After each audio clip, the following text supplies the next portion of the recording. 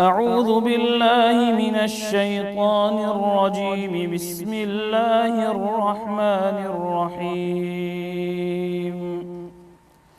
وقال الذين لا يرجون لقاءنا لولا أنزل علينا الملائكة أو نرى ربنا لقد استكبروا في أنفسهم وعتوا عتوا كبيرا.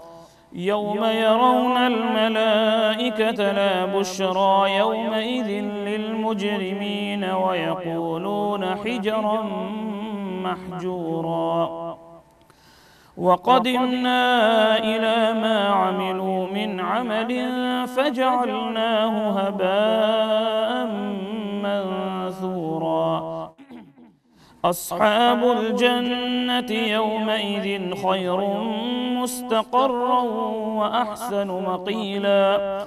ويوم تشقق السماء بالغمام ونزل الملائكة تنزيلا. الملك يومئذ الحق للرحمن وكان يوما على الكافرين عسيرا. ويوم يعض الظالم على يديه يقول يا ليتني اتخذت مع الرسول سبيلا. يا ويلتى ليتني لم أتخذ فلانا خليلا. لقد أضلني عن الذكر بعد إذ جاءني وكان الشيطان للإنسان خذولا. وقال الرسول يا رب إن قوم اتخذوا هذا القرآن مهجورا. وكذلك جعلنا لكل نبي عدوا من المجرمين وكفى بربك هاديا ونصيرا. وقال الذين كفروا لولا نزل عليه القرآن جملة واحدة كذلك لنثبت به فؤادك ورتلناه ترتيلا. ولا يأتونك بمثل إلا جئناك بالحق وأحسن تفسيرا. الذين يحشرون على وجوههم إلى جهنم أولئك شر مكانا وأضل سبيلا. ولقد آتينا موسى الكتاب وجعلنا معه أخاه هارون وزيرا. فقلنا اذهبا إلى القوم الذين كذبوا بآياتنا فدمرناهم تدميرا. وقوم نوح لما كذبوا الرسل أغرقناهم وجعلناهم للناس آية وأعتدنا للظالمين عذابا أليما. وعادا وثمود وأصحاب الرس وقرونا بين ذلك كثيرا. وكلا ضربنا له الأمثال وكلا تبرنا تتبيرا. ولقد أتوا على القرية التي أمطرت مطر السوء أفلم يكونوا يرونها بل كانوا لا يرجون نشورا. وإذا رأوك إن يتخذونك إلا هزوا أهذا الذي بعث الله رسولا. إن كاد ليضلنا عن آلهتنا لولا أن صبرنا عليها. وسوف يعلمون حين يرون العذاب من أضل سبيلا. أرأيت من اتخذ إلهه هواه أفأنت تكون عليه وكيلا. أم تحسب أن أكثرهم يسمعون أو يعقلون إن هم إلا كالأنعام بل هم أضل سبيلا.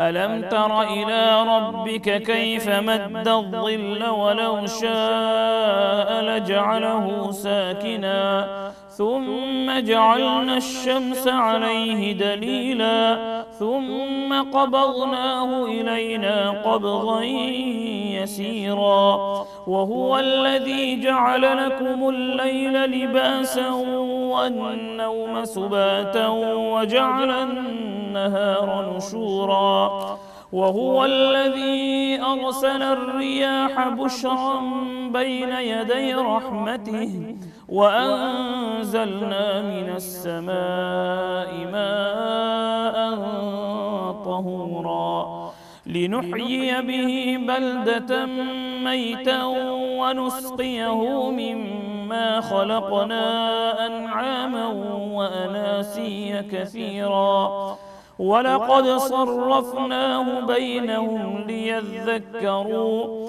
فأبى أكثر الناس إلا كفورا ولو شئنا لبعثنا في كل قرية نذيرا فلا تطع الكافرين وجاهدهم به جهادا كبيرا وهو الذي مرج البحرين هذا عذب فرات وهذا ملح أجاج وجعل بينهما برزخا وحجرا محجورا وهو الذي خلق من الماء بشرا فجعله نسبا وصهرا وكان ربك قديرا ويعبدون من دون الله ما لا ينفعهم ولا يضرهم وكان الكافر على ربه ظهيرا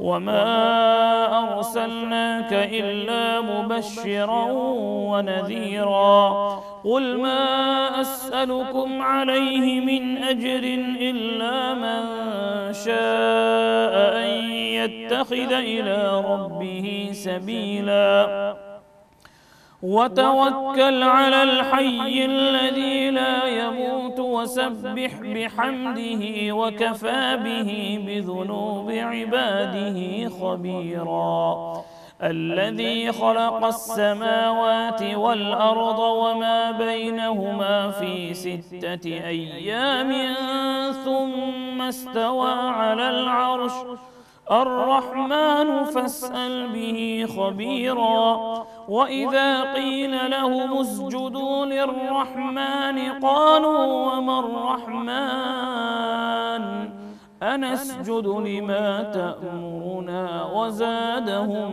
نفورا تبارك الذي جعل في السماء بروجا وجعل فيها سراجا وقمرا منيرا وهو الذي جعل الليل والنهار خلفة لمن أراد أن يذكر أو أراد شكورا وعباد الرحمن الذين يمشون على الأرض هونا وإذا خاطبهم الجاهلون قالوا سلاما والذين يبيتون لربهم سجدا وقياما والذين يقولون ربنا اصرف عنا عذاب جهنم إن عذابها كان غراما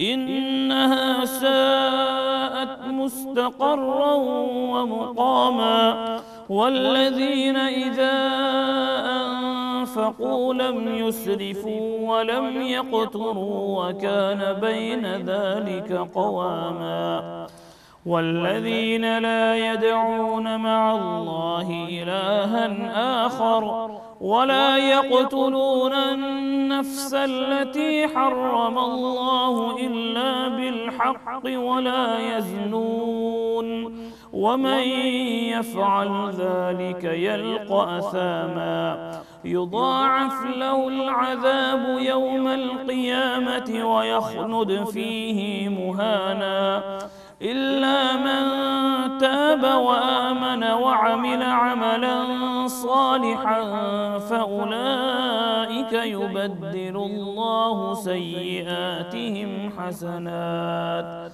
وكان الله غفورا رحيما. ومن تاب وعمل صالحا فإنه يتوب إلى الله متابا.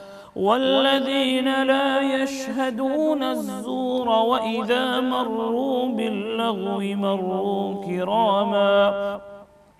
والذين إذا ذكروا بآيات ربهم لم يخروا عليها صما وعميانا.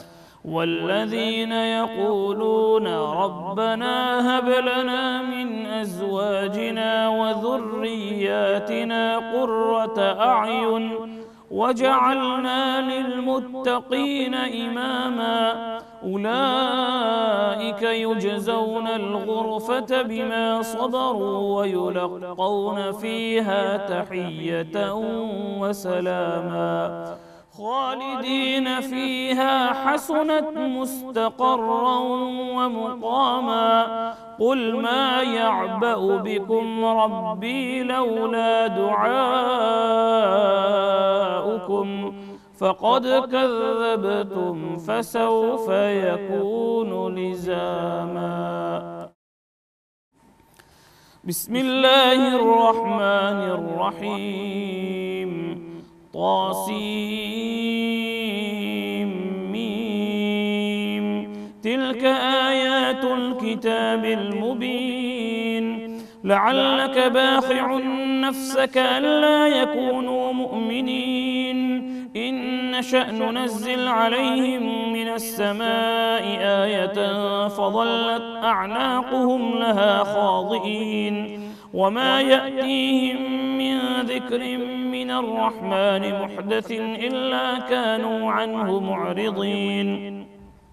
فقد كذبوا فسيأتيهم أنباء ما كانوا به يستهزئون. أولم يروا إلى الأرض كم أنبتنا فيها من كل زوج كريم إن في ذلك لآية وما كان أكثرهم مؤمنين وإن ربك لهو العزيز الرحيم.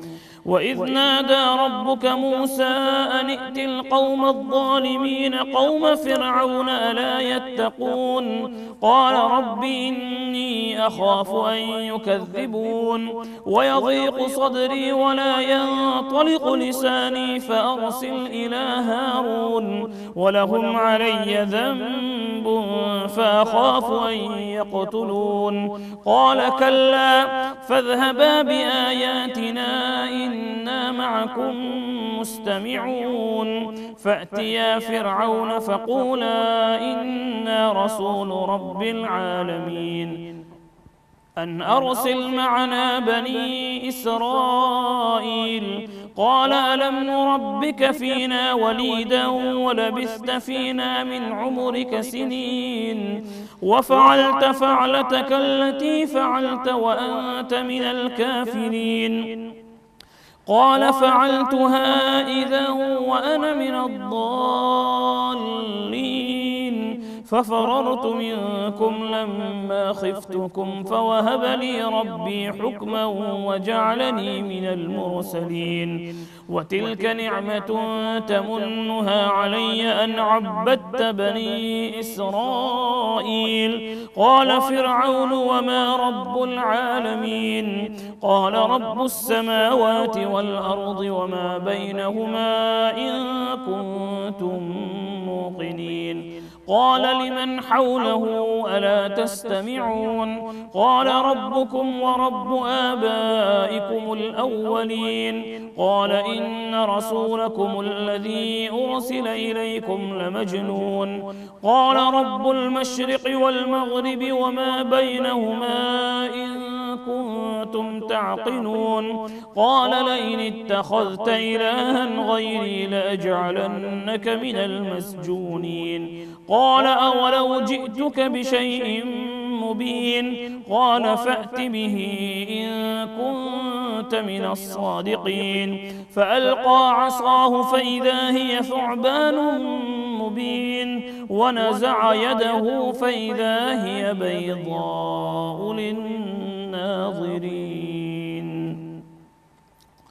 قال للملأ حوله إن هذا لساحر عليم يريد أن يخرجكم من أرضكم بسحره فماذا تأمرون قالوا أرجه وأخاه وابعث في المدائن حاشرين يأتوك بكل سحار عليم فجمع السحرة لميقات يوم معلوم وقيل للناس هل أنتم مجتمعون لعلنا نتبع السحرة إن كانوا هم الغالبين فلما جاء السحرة قالوا لفرعون أئن لنا لأجرا إن كنا نحن الغالبين قال نعم وإنكم إذا لمن المقربين قال لهم موسى ألقوا ما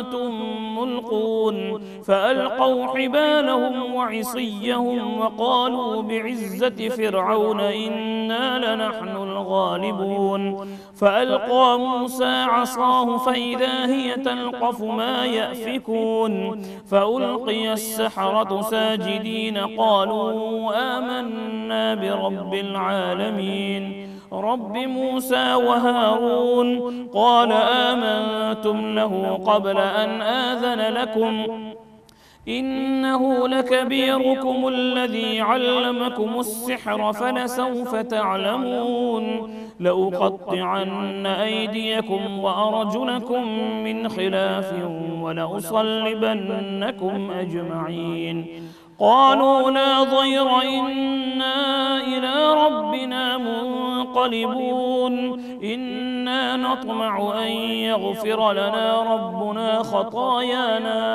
أن كنا أول المؤمنين وأوحينا إلى موسى أن أسر بعبادي إنكم متبعون فأرسل فرعون في المدائن حاشرين إن هؤلاء لشرذمة قليلون وإنهم لنا لغائظون وإنا لجميع حاذرون فأخرجناهم من جنات وعيون وكنوز ومقام كريم كذلك وأورثناها بني إسرائيل فأتبعوهم مشرقين فلما تراءى الجمعان قال أصحاب موسى إنا لمدركون قال كلا إن معي ربي سيهدين فأوحينا إلى موسى أن اضرب بعصاك البحر فانفلق فكان كل فرق كالطود العظيم وأزلفنا ثم الآخرين وأنجينا موسى ومن معه أجمعين ثم أغرقنا الآخرين إن في ذلك لآية وما كان أكثرهم مؤمنين وإن ربك لهو العزيز الرحيم واتل عليهم نبأ إبراهيم إذ قال لأبيه وقومه ما تعبدون قالوا نعبد أصناما فنظل لها عاكفين قال هل يسمعونكم إذ تدعون أو ينفعونكم أو يضرون قالوا بل وجدنا آباءنا كذلك يفعلون قال أفرأيتم ما كنتم تعبدون أنتم وآباؤكم الأقدمون فإنهم عدو لي إلا رب العالمين الذي خلقني فهو يهدين والذي هو يطعمني ويسقين وإذا مرضت فهو يشفين والذي يميتني ثم يحيين والذي أطمع أن يغفر لي خطيئتي يوم الدين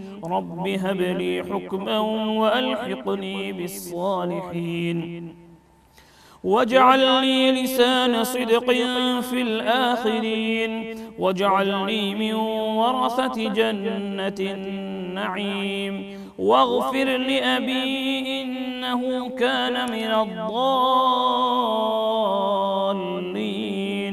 ولا تخزني يوم يبعثون يوم لا ينفع مال ولا بنون إلا من أتى الله بقلب سليم وأزلفت الجنة للمتقين وبرزت الجحيم للغاوين وقيل لهم أين ما كنتم تعبدون من دون الله هل ينصرونكم أو ينتصرون فكبكبوا فيها هم والغاوون وجنود إبليس أجمعون قالوا وهم فيها يختصمون تالله إن كنا لفي ضلال مبين إذ نسويكم برب العالمين وما أضلنا إلا المجرمون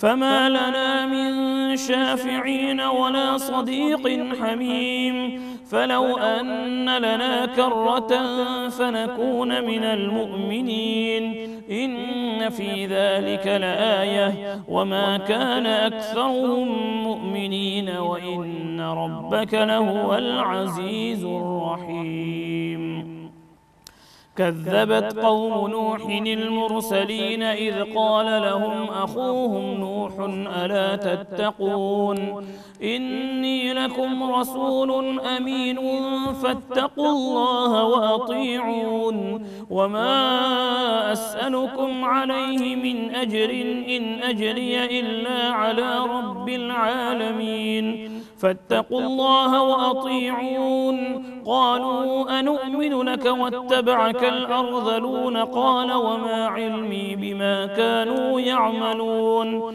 إن حسابهم إلا على ربي لو تشعرون وما أنا بطارد المؤمنين إن أنا إلا نذير مبين قالوا لئن لم تنته يا نوح لتكونن من المرجومين قال رب إن قومي كذبون فافتح بيني وبينهم فتحا ونجني ومن معي من المؤمنين فأنجيناه ومن معه في الفلك المشحون ثم أغرقنا بعد الباقين إن في ذلك لآية وما كان أكثرهم مؤمنين وإن ربك لهو العزيز الرحيم كذبت عاد المرسلين إذ قال لهم أخوهم هود ألا تتقون إني لكم رسول أمين فاتقوا الله وأطيعون وما أسألكم عليه من أجر إن أجري إلا على رب العالمين أتبنون بكل ريع آية تعبثون وتتخذون مصانع لعلكم تخلدون وإذا بطشتم جبارين فاتقوا الله وأطيعون واتقوا الذي أمدكم بما تعلمون أمدكم بأنعام وبنين وجنات وعيون إني أخاف عليكم عذاب يوم عظيم قالوا سواء علينا أوعظت أم لم تكن من الواعظين إن هذا إلا خلق الأولين وما نحن بمعذبين فكذبوه فأهلكناهم إن في ذلك لآية وما كان أكثرهم مؤمنين وإن ربك لهو العزيز الرحيم كذبت ثمود المرسلين إذ قال لهم أخوهم صالح ألا تتقون إني لكم رسول أمين فاتقوا الله وأطيعون وما أسألكم عليه من أجر إن أجري إلا على رب العالمين أتتركون فيما هاهنا آمنين في جنات وعيون وزروع ونخل طلعها هضيم وتنحتون من الجبال بيوتا فارهين فاتقوا الله وأطيعون فاتقوا الله وأطيعون ولا تطيعوا أمر المسرفين الذين يفسدون في الأرض ولا يصلحون قالوا إنما أنت من المسحرين ما أنت إلا بشر مثلنا فأت بآية إن كنت من الصادقين قال هذه ناقة لها شرب ولكم شرب يوم معلوم ولا تمسوها بسوء فيأخذكم عذاب يوم عظيم فعقروها فأصبحوا نادمين فأخذهم العذاب إن في ذلك لآية وما كان أكثرهم مؤمنين وإن ربك لهو العزيز الرحيم كذبت قوم لوط المرسلين إذ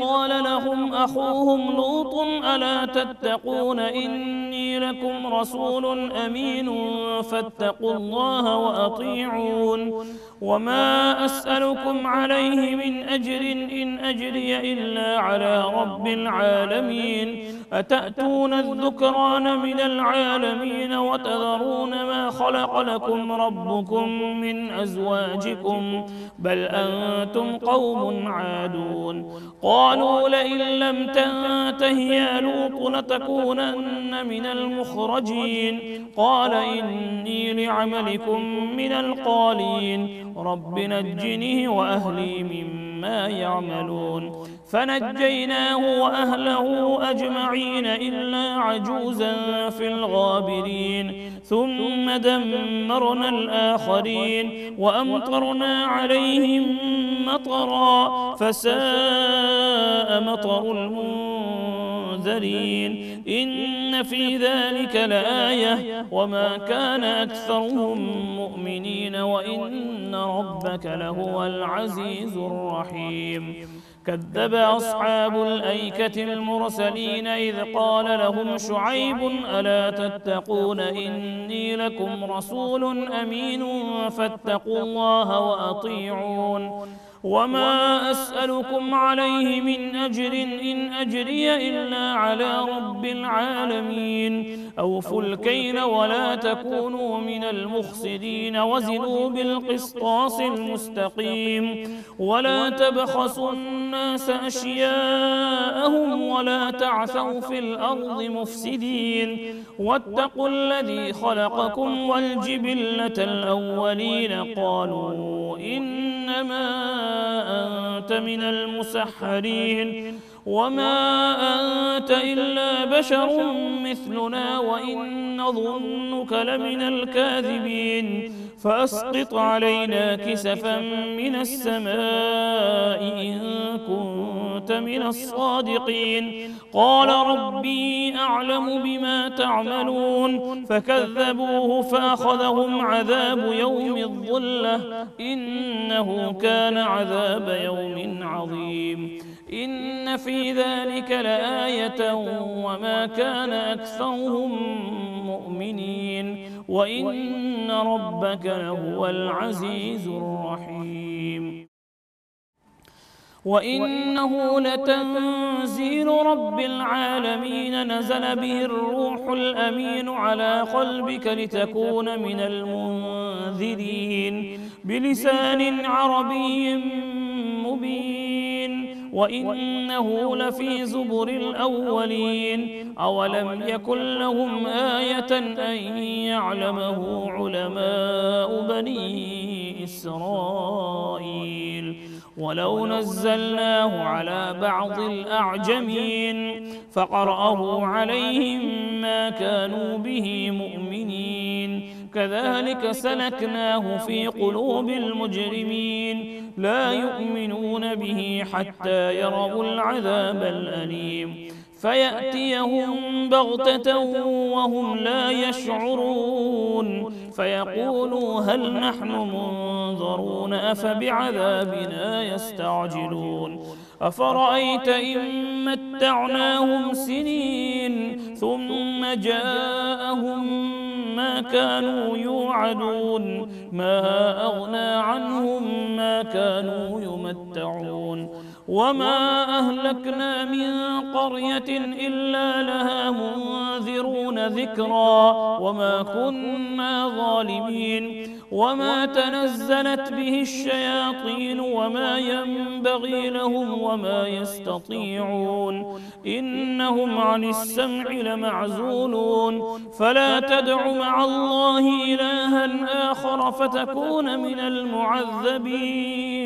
وأنذر عشيرتك الأقربين واخفض جناحك لمن اتبعك من المؤمنين. فإن عصوك فقل إني بريء مما تعملون وتوكل على العزيز الرحيم الذي يراك حين تقوم وتقلبك في الساجدين إنه هو السميع العليم. هل أنبئكم على من تنزل الشياطين تنزل على كل أفاك أثيم يلقون السمع وأكثرهم كاذبون. والشعراء يتبعهم الغاوون ألم تر أنهم في كل واد يهيمون وأنهم يقولون ما لا يفعلون إلا الذين آمنوا وعملوا الصالحات وذكروا الله كثيرا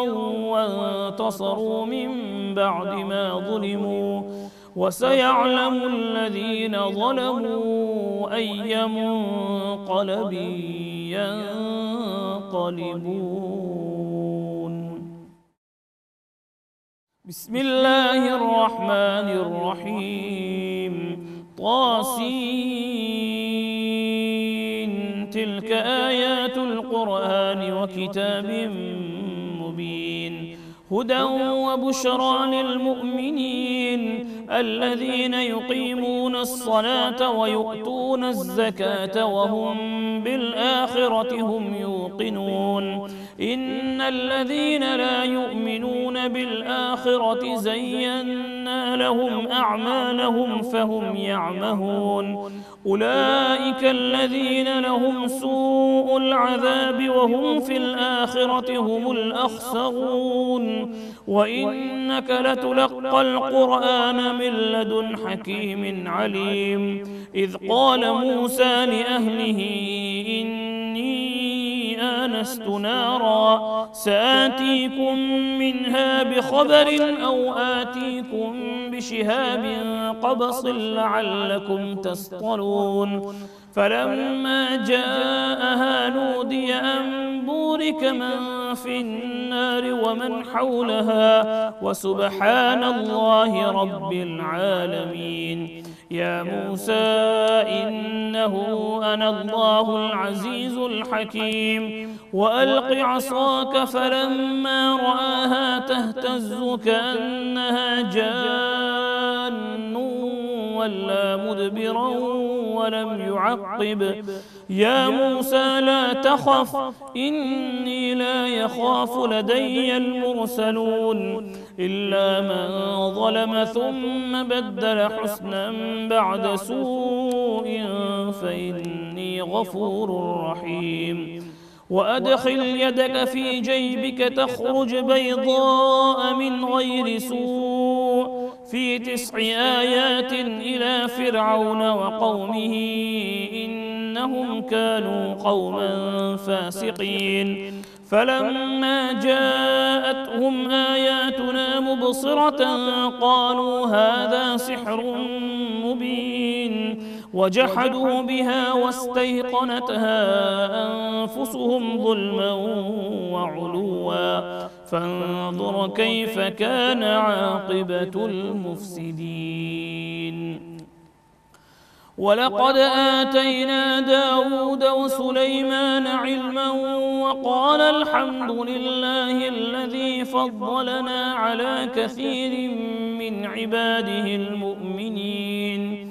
وورث سليمان داود وقال يا أيها الناس علمنا منطق الطير وأوتينا من كل شيء إن هذا لهو الفضل المبين. وحشر لسليمان جنوده من الجن والإنس والطير فهم يوزعون حتى إذا أتوا على واد النمل قالت نملة يا أيها النمل ادخلوا مساكنكم لا يحطمنكم سليمان وجنوده وهم لا يشعرون. فتبسم ضاحكا من قولها وقال رب أوزعني أن أشكر نعمتك التي أنعمت علي وعلى والدي وأن أعمل صالحا ترضاه وأدخلني برحمتك في عبادك الصالحين. وتفقد الطير فقال ما لي لا أرى الهدهد أم كان من الغائبين. لأعذبنه عذابا شديدا أو لأذبحنه أو ليأتيني بسلطان مبين. فمكث غير بعيد فقال أحطت بما لم تحط به وجئتك من سبأ بنبأ يقين. إني وجدت امرأة تملكهم وأوتيت من كل شيء ولها عرش عظيم. وجدتها وقومها يسجدون للشمس من دون الله وزين لهم الشيطان أعمالهم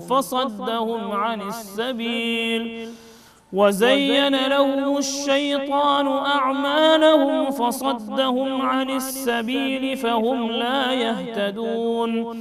ألا يسجدوا لله الذي يخرج الخبأ في السماوات والأرض ويعلم ما تخفون وما تعلنون. الله لا إله إلا هو رب العرش العظيم. قال سننظر أصدقت أم كنت من الكاذبين. اذهب بكتابي هذا فألقه إليهم ثم تول عنهم فانظر ماذا يرجعون. قالت يا أيها الملأ إني ألقي إلي كتاب كريم إنه من سليمان وإنه بسم الله الرحمن الرحيم. ألا تعلوا علي وأتوني مسلمين.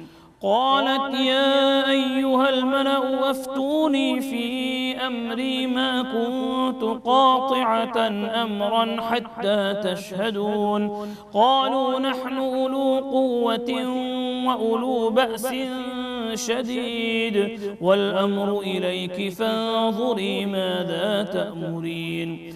قالت إن الملوك إذا دخلوا قرية أفسدوها وجعلوا أعزة أهلها أذلة وكذلك يفعلون. وإني مرسلة إليهم بهدية فناظرة بما يرجع المرسلون. فلما جاء سليمان قال أتمدونني بمال فما آتاني الله خير مما آتاكم بل أنتم بهديتكم تفرحون ارجع إليهم فلنأتينهم بجنود لا قبل لهم بها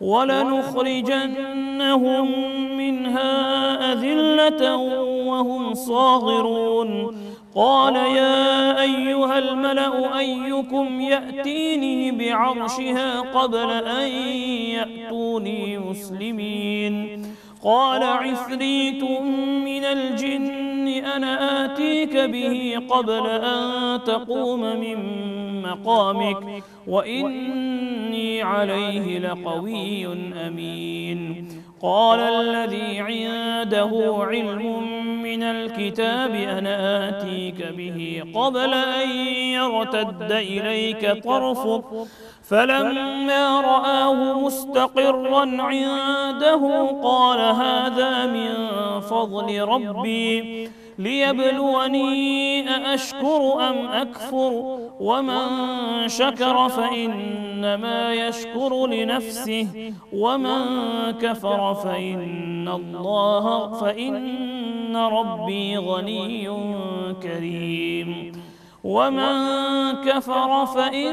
ربي غني كريم قال نكروا لها عرشها ننظر أتهتدي أم تكون من الذين لا يهتدون فلما جاءت قيل أهكذا عرشك قالت كأنه هو وأوتينا العلم من قبلها وكنا مسلمين وصدها ما كانت تعبد من دون الله إنها كانت من قوم كافرين قيل لها ادخل الصرح فلما رأته حسبته لجة وكشفت عن ساقيها قال إنه صرح ممرد من قوارير قالت رب إني ظلمت نفسي وأسلمت مع سليمان لله رب العالمين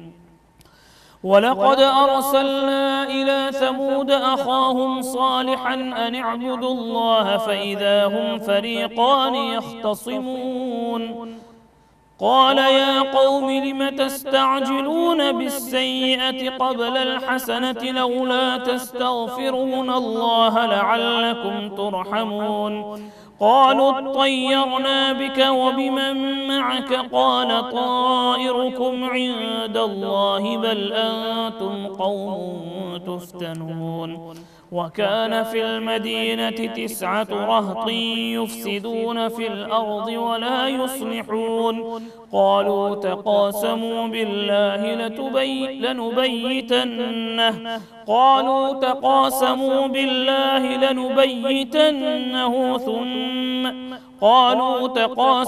بالله لنبيتنه وأهله ثم لنقولن لوليه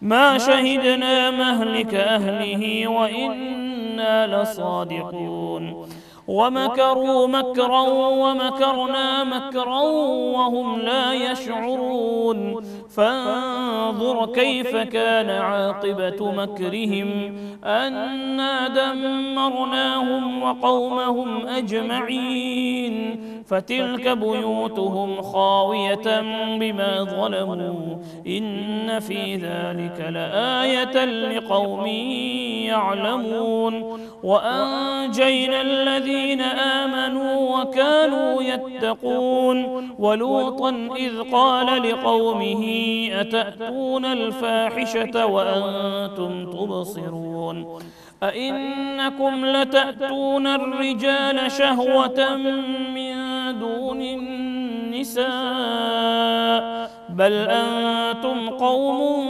تجهلون فما كان جواب قومه إلا أن قالوا أخرجوا آل لوط من قريتكم إنهم أناس يتطهرون فأنجيناه وأهله إلا امرأته قدرناها من الغابرين وأمطرنا عليهم مطرا فساء مطر المنذرين قل الحمد لله وسلام على عباده الذين اصطفى